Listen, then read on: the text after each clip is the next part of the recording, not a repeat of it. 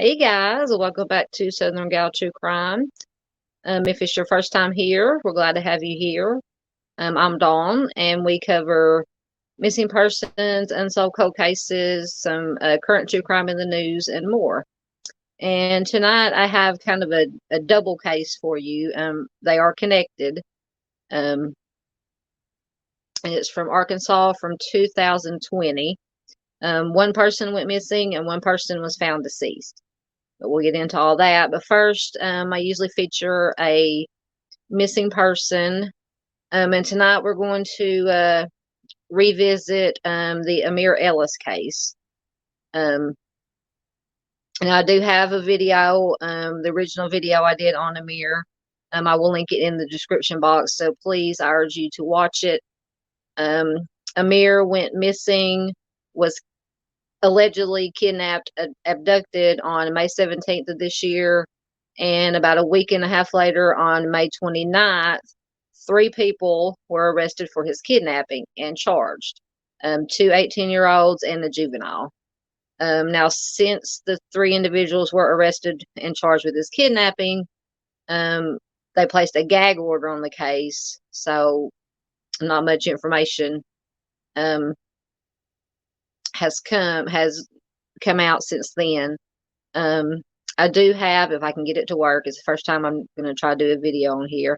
I have a video kind of summarizes the case and has an interview with Amir's mother, Miss Jessica Ellis. So I will play that for you right now if I can get it to go.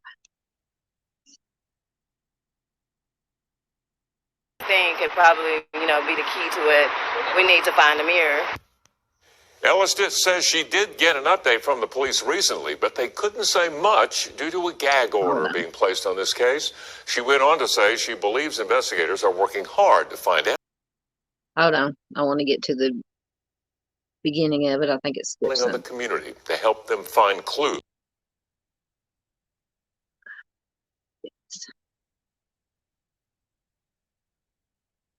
Go.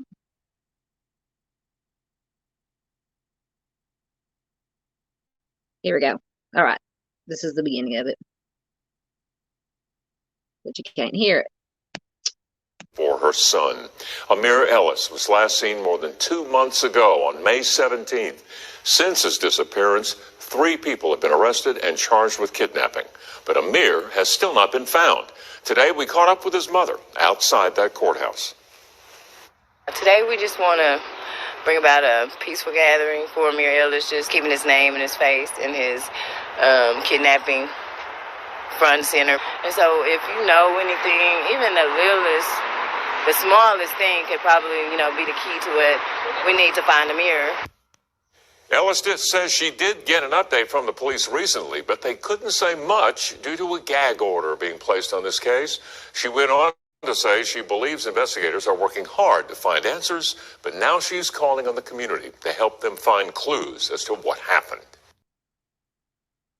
All right, so that is the video that came out, I believe, 4 days ago.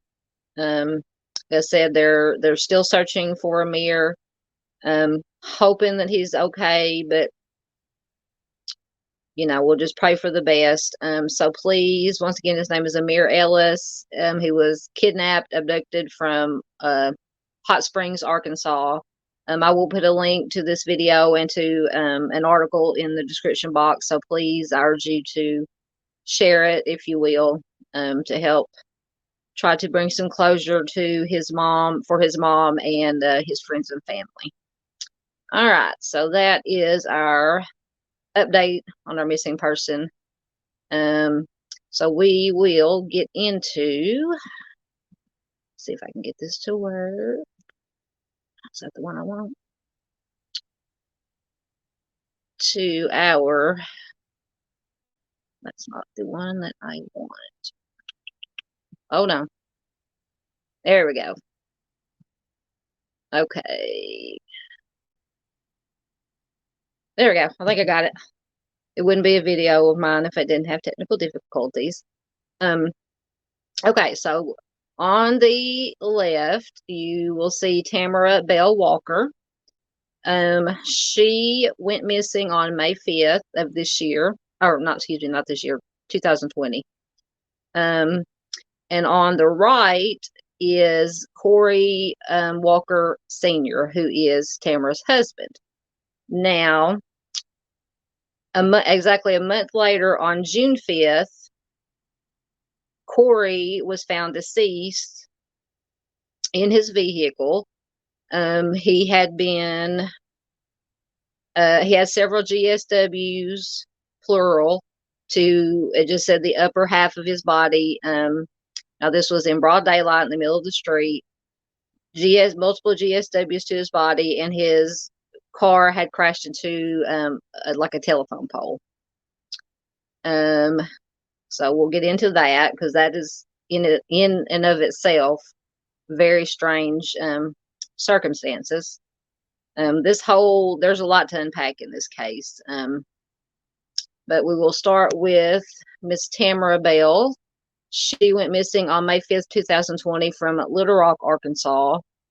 She is classified as endangered missing. She is a black female, 45 years old, 5'9" to 6 foot tall, 115 pounds. She does suffer from bipolar disorder, and she takes medication. She has red hair, brown eyes, and she may use the last names Bell-Walker or Williams-Bell. She has tattoos on her chest and right arm, and her ears are pierced. Associated vehicles, she does have a 2014 Jeep Cherokee, which is accounted for. Sometime after she disappeared, authorities found her vehicle. Now, they never said exactly where they found the vehicle, just that it was somewhere in Arkansas. But we'll get into that. So Tamara's husband, Corey Lamont Walker Sr. Now, so Tamara went missing on May 5th of 2020, and Corey was found deceased on June 5th of 2020. So exactly 1 month after his wife Tamara disappeared. Like I said, he'd been killed by plural gunshot wounds to the upper half of his body, and his car had crashed into a pole. Now, initially, authorities had ruled his death as self-inflicted. Now, I don't want to say question it, because authorities know what they're doing, but if somebody was going to self-harm themselves, why would they do it in a car, in the middle of the day, in the middle of the street, to the chest? Most of the time, if somebody is going to self-harm themselves, it's going to be to the head. Now, there are exceptions to the rule, but to me, it's just a little, just something to think about. So, like I said, sorry, I lost my train of thought. Like I said, it was initially ruled self-harm, but then the police later retracted that, and it is still under investigation. And I could not find any recent articles to say one way or the other if they had determined it as self-inflicted or homicide. And it is unclear if Corey's death had anything to do with Tamara's disappearance. So, like I said, there's a lot to this story. A lot of, I just don't see how, in my opinion, the two aren't connected. I mean, it's possible that it is, but I just have a feeling that it's connected somehow. All right, now Tamara, as I said, was last seen. She was seen on Green Mountain Drive in Little Rock on May 5th, 2020. She was driving her 2014 Jeep Cherokee. No sign of her. But like I said, sometime after she disappeared, they did find her Jeep. Now, I was not able to find an article that stated whether they found any of her personal belongings in the vehicle, such as her phone, purse, any other personal belongings. So there's on one hand there's a lot of information about this, but on some things there's just very little information, or very little information that I could find. Now, Tamara's father, Calvin Bell, had told authorities that Tamara had begun having problems with a house guest sometime in February of 2020, and that her behavior changed. Now, he did not, I just found one or two articles that interviewed him, and he didn't elaborate as to whether he thought this personality change, or behavior change, if he thought it might be due to this problems that she was having with this house guest, or to what degree the problems were with house guests, if it was like some major differences in arguments or just minor stuff. He didn't elaborate. Now, he was asked if he thought that her behavior change could be due to her bipolar disorder. Now, according to him, he doesn't think that the bipolar disorder had anything to do with it, because she was taking her medications, and he hadn't seen any. He just said he didn't think that it was related. She stopped having conversations with her father. Now, her father lives in New Mexico, I believe. And like I said, Tamara went missing from Little Rock, Arkansas. So she stopped responding to his messages, asking how she was, and he was imploring her to please contact him. Now, there were several back and forth texts. I just highlighted a few of them that I thought were pertinent. On May 3rd, he got a text, he says, supposedly from her, saying that she had taken her medication. Now, Mr. Bell, Calvin, her father, does not believe that this message came from Tamara. But he replied to the message saying he was going to contact the police. In response, and I thought this was strange, obviously. In response, he got a message saying Tamara had dropped her phone in the bathtub and that she would be getting a new phone. So, one of the questions I had was, if she dropped her phone in the bathtub, how was it still working? Now, I know there are some more expensive, fancier phones that, if you drop them in the water, they'll still work. Now, I don't know what kind of phone Tamara had. But as far as I could tell, all these messages afterwards came from her phone. So he doesn't think that she wrote that message either about dropping the phone in the bathtub, as it wasn't written in the way she would normally write to him. Sorry, my cat has decided to run amok. So if you hear him in the background, just ignore him. Maybe lose my train of thought again. Okay, so Calvin Bell did not think that these messages were from Tamara, because it wasn't written in the way that she would normally write to him.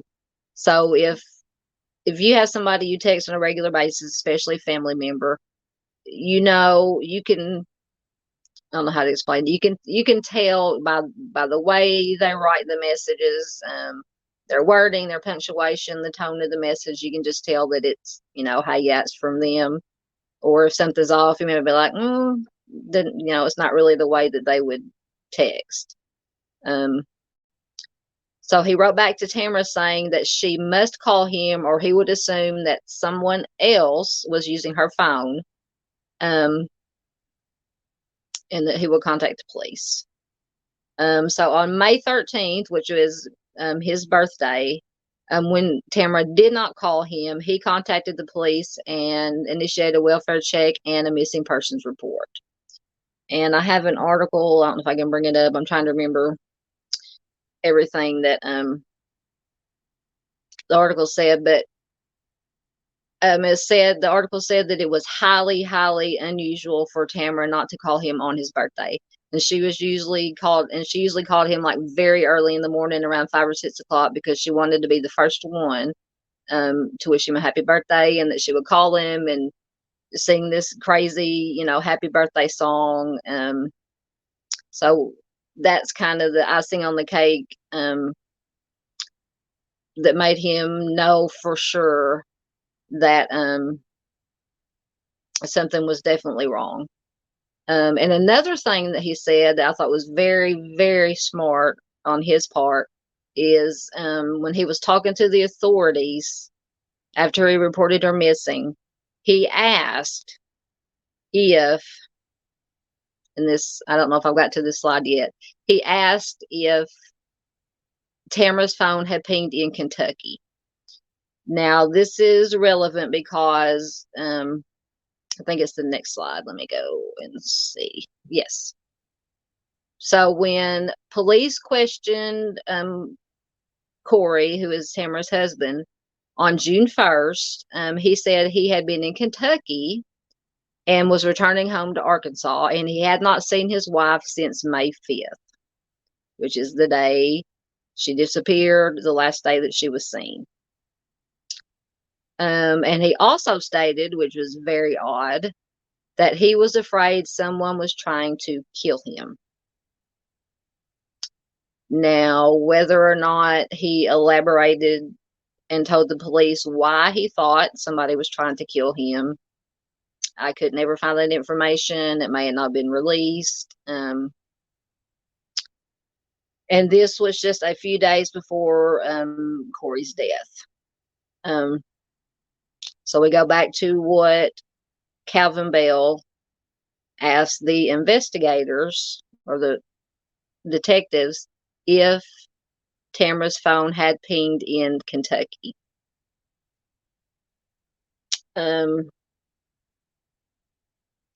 So that tells me he might have a little suspicion about Corey.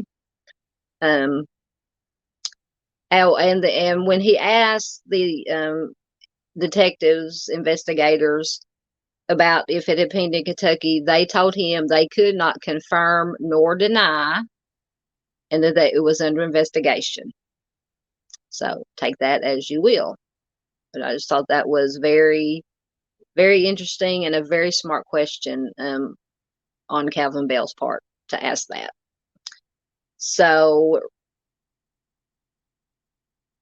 one theory or possibility is that Corey could have had something to do with his wife's disappearance, either before or after he supposedly left to go to Kentucky. If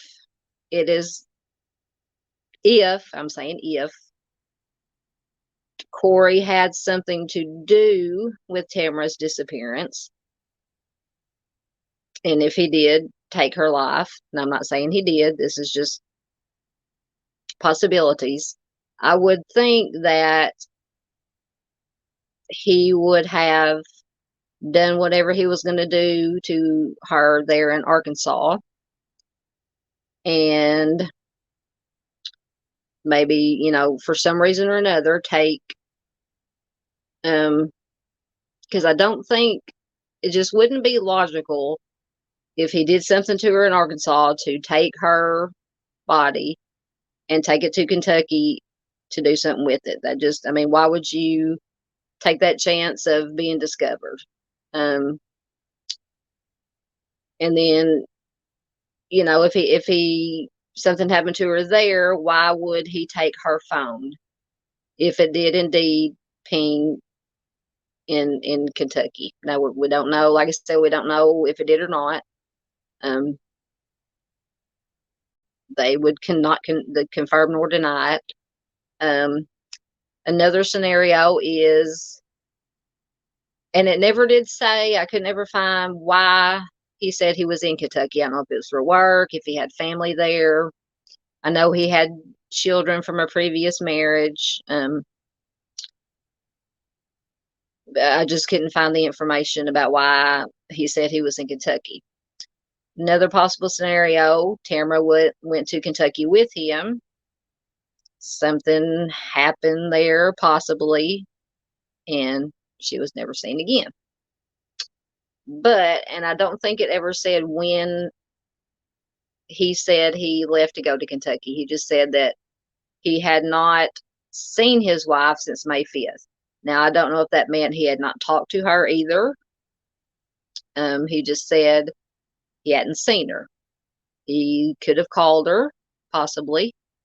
But if he said one way or another to the authorities, they did not release that information. But I would assume, once again, assuming that if he was in Kentucky and he was calling his wife and not getting an answer from her, was he worried? Did he reach out to anybody to see if they had seen her or talked to her? Calvin Bell, Tamara's dad, had said, or he lives in New Mexico, and he has stated that he had no other family in Arkansas besides Tamara that he could contact to go check on her. So it's a little hazy on the family, what family they had, family situation that they had there. So both Tamara's disappearance and Corey's death are still under investigation, and it is not clear what happened to Tamara. And like I said, the death of Corey is still under investigation. So what do we have? What possibilities do we have of what could have happened? Just some thoughts I had. She, as I stated, she was bipolar, and she was a Navy veteran. Is it possible she could have, for some reason or another, not been taking her meds? Although from the text, Calvin doesn't think that the text messages were from her. Could she have gone off her medications for some reason and had a episode? I don't know if that's the right word. I apologize if it's not. And wandered off somewhere, left her Jeep, wandered off somewhere, and either got lost, had some kind of accident, or taken her own life. To me, that's further down on the list of possibilities. Just because her dad had stated that he didn't think her bipolar, she was taking her medication. He didn't think her bipolar had anything to do with her behavior change. Another thing I would want to know is who is the house guest that she was having problems with. And I'm sure the police have looked into all this. I'm just brainstorming, spitballing here about what could have happened. I would be wanting to talk to the house guest, find out who it was, question them. It's possible an argument ensued, something happened, and another, I think maybe less likely, just my opinion, scenario is this weird claim that Corey was afraid that somebody was trying to kill him. Could it be somebody was trying to kill him and they succeeded? And maybe they thought Tamara might, they might have found her or knew that she was his wife and done something to her too. Like I said, I think that's lower down on my possibilities. You come to about the last one I had was, did Corey have something to do with her disappearance? Um, like I said, it's just strange that he was in Kentucky, supposedly. He told authorities the last time that he saw Tamara was May the 5th, which is the day that last day she was seen, could be accounted for. Didn't elaborate whether he had talked to her on the phone, anything of that nature. And then he makes a statement that he thinks somebody is trying to kill him. And